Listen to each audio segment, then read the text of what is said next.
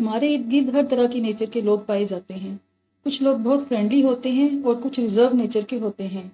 کوئی بہت مضبوط پرسنالٹی کا مالک ہوتا ہے اور اپنے بل پر اپنا کیریئر بنا لیتا ہے، جبکہ کچھ لوگ قابلیت اور ہنر ہونے کے باوجود آگے نہیں بڑھ پاتے کیونکہ وہ کوئی فیصلہ خود سے نہیں لے سکتے، اپنے فیصلے دوسروں پر چھوڑ دیتے ہیں۔ آج کی ویڈیو ایسے لوگوں کی نفسیاتی پرابلمز کے حل کے لیے ہے جو بہت کمزور قوت ارادی کے مالک ہوتے ہیں اور دوسروں پر ڈیپینڈ کرتے رہتے ہیں، اور جو میڈیسن ان کے کام آئے گی اس کا نام ہے بیچ فلاور سینٹوری ریمیڈی۔ بیچ فلاور میڈیسنز بالکل سیف ہوتی ہیں اور یہ مینٹل سمٹمز پر کام کرتی ہیں۔ سینٹوری میڈیسن کے مریض کی سمٹمز یہ ہوتی ہیں کہ وہ بہت کرٹیسی کا مارا ہوتا ہے، کسی کو نہ نہیں بول سکتا۔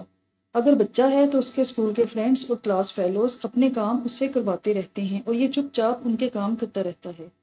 آفس میں ان کے سینئرز حتیٰ کہ جونیئرز بھی ان کی اس عادت سے ناجائز فائدہ اٹھاتے ہیں اور اپنے کاموں کا بوجھ ان پر ڈال کر خود انجوائے کرتے ہیں۔ یہ نہیں کہ انہیں اس بات کا پتہ نہیں ہوتا کہ دوسرے لوگ ان کو استعمال کر رہے ہیں، انہیں دل میں برا لگتا ہے لیکن اپنے اندر اتنی ہمت نہیں پاتے کہ انہیں منع کر سکیں۔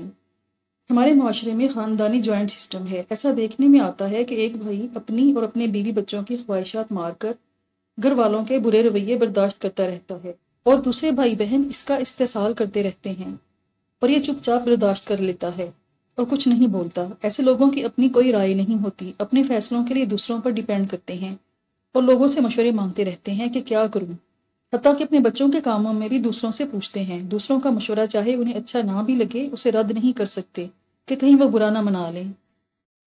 فرینڈز، میں نے بچوں کے نفسیاتی مسائل پر بیچ فلاور ریمیڈیز کی ایک ویڈیو بنائی ہے جو آپ کو اوپر کارڈ میں ملے گی۔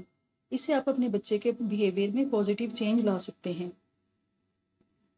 سینٹوری کی سمٹمز والے لوگ اپنا نہیں سوچتے، دوسروں کو خوش کرنے میں لگے رہتے ہیں، اتنا کہ اپنا کیریئر بھی خراب کر لیتے ہیں گھر والوں کی خوشی کے لیے۔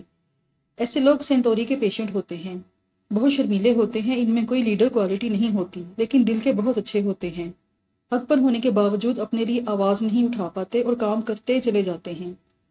مشرقی معاشرے میں ایسی خواتین بہت زیادہ پائی جاتی ہیں جو اپنی سسرال کی غلط باتوں پر بھی خاموش بنی رہتی ہیں۔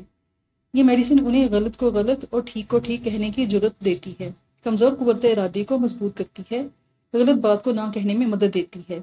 یہ نہیں کہ یہ میڈیسن بدتمیز بنا دیتی ہے، بلکہ اپنے حق کے لیے لڑنے میں مدد دیتی ہے، آپ میں لیڈر کوالٹی پیدا کرتی ہے، کانفیڈنس پیدا کرتی ہے، اپنے فیصلے خود کرنے کی صلاحیت پیدا کرتی ہے اور دوسروں پر ڈیپینڈ کرنے کی عادت کو ختم کرتی ہے۔